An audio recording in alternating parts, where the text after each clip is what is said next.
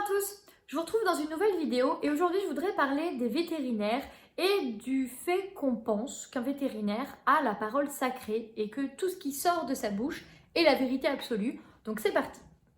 Alors cette vidéo je vous la propose aujourd'hui parce que j'ai été chez le vétérinaire il y a une semaine pour ma chienne qui va très bien, mais dans la salle d'attente j'entendais le vétérinaire, un des vétérinaires du cabinet parler à une de ses clientes de l'éducation de son chiot de 3 mois, un bulldog qui avait tendance à mordiller.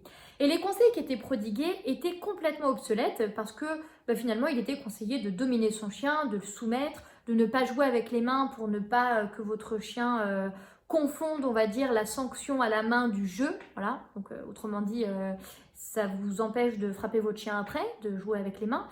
Et en fait, j'ai été aberrée, j'ai été hyper énervée d'entendre ça parce que ce sont des conseils qui ne sont pas d'actualité et puis qui sont limite, enfin qui sont dangereux finalement. C'est-à-dire qu'un chien qu'on va frapper à 3 mois, qu'on va soumettre comme ça sur le dos à 3 mois, risque de devenir un chien agressif par la suite. Donc cette vidéo, elle a deux objectifs. Le premier, c'est de vous rappeler qu'un vétérinaire n'est pas un éducateur canin. Autant moi, en tant qu'éducatrice, à aucun moment je vais dire à quelqu'un comment soigner son chien, autant j'apprécierais que les vétérinaires ne disent pas comment éduquer un chien, d'autant plus s'ils ne font pas l'effort de se mettre à niveau régulièrement, de se mettre à jour régulièrement. Le deuxième point, c'est que les vétérinaires n'ont pas l'obligation de se mettre à jour. Ça veut dire qu'un vétérinaire qui aurait eu son diplôme il y a 20 ans peut très bien rester sur ses connaissances, malgré le fait que les connaissances évoluent chaque année. Donc c'est vraiment important de le rappeler et c'est le but de cette vidéo.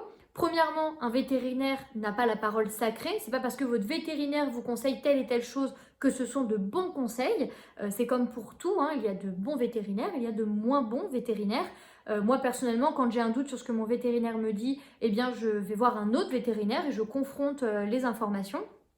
Et aussi, les vétérinaires ne sont pas des éducateurs. Donc quand votre vétérinaire vous dit comment éduquer votre chien, sachez que ce n'est pas forcément la vérité et que finalement, ça peut même engendrer des soucis. Parce que quand vous entendez, moi ce que j'ai entendu dans le cabinet vétérinaire, c'est vrai que là on a tendance à se dire au secours. Et j'ai fait une story sur mon compte perso Instagram de ma visite chez le vétérinaire. Et en fait, j'ai été effarée par le nombre de messages que j'ai reçus de gens qui me disaient « Ah bah oui, voilà, moi j'ai eu le même problème avec mon vétérinaire, qui m'ont conseillé de dominer mon chien ou d'autres conseils d'autant plus absurdes. » Et bon, alors après là, les gens qui m'ont écrit, ce sont des gens qui se sont renseignés, qui ont peut-être fait appel à un éducateur ou j'en sais rien, donc qui n'ont pas appliqué les conseils donnés par le vétérinaire et qui vont très bien, hein, je vous rassure. Mais je pense qu'il y en a beaucoup d'autres, et d'ailleurs je pense pas, j'en suis sûre, parce que nous-mêmes dans les centres, on a beaucoup de clients qui viennent et qui nous disent « Mon vétérinaire m'a conseillé telle et telle chose », et d'un point de vue éducatif, c'est complètement aberrant. Donc voilà, c'était vraiment l'objectif de cette vidéo.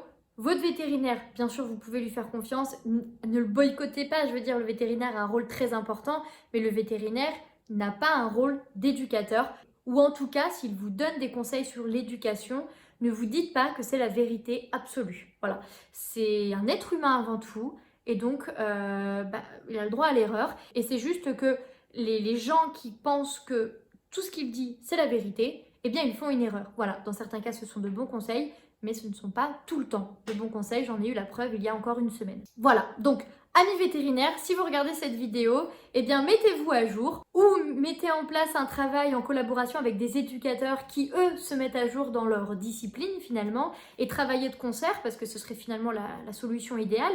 Mais attention à ce que vous dites, les gens boivent vos paroles, mais quand vos paroles ne sont pas d'actualité, ne sont pas à jour, eh bien malheureusement, ça crée souvent des soucis et vous comme nous, hein, éducateurs comme les vétérinaires, on a un objectif, c'est le bien-être de nos animaux. Donc attention à ça. Voilà. Je vous mets d'ailleurs en description un lien sur une vidéo que j'ai réalisée avec un vétérinaire comportementaliste justement, où on parle de cette fameuse idée de hiérarchie, de domination, de chef de meute, et on met un petit peu à mal cette hypothèse qui, aujourd'hui, on le sait, a été largement contredite.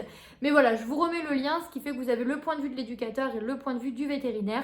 Donc c'est une vidéo assez intéressante et assez riche pour ça. Et d'ailleurs, n'hésitez pas à l'envoyer à votre vétérinaire, hein, s'il a un discours qui concerne la hiérarchie et qu'il vous conseille de dominer votre chien. Ça pourra peut-être l'intéresser ou en tout cas l'inciter à se mettre à jour dans ses connaissances. Voilà, Allez, merci d'avoir regardé cette vidéo. Si ça vous a plu, n'oubliez pas de vous abonner, n'oubliez pas à appuyer sur la petite cloche pour être informé des prochaines vidéos à venir. Et puis si vous l'avez aimé, eh bien vous likez cette vidéo. Et à bientôt. Salut!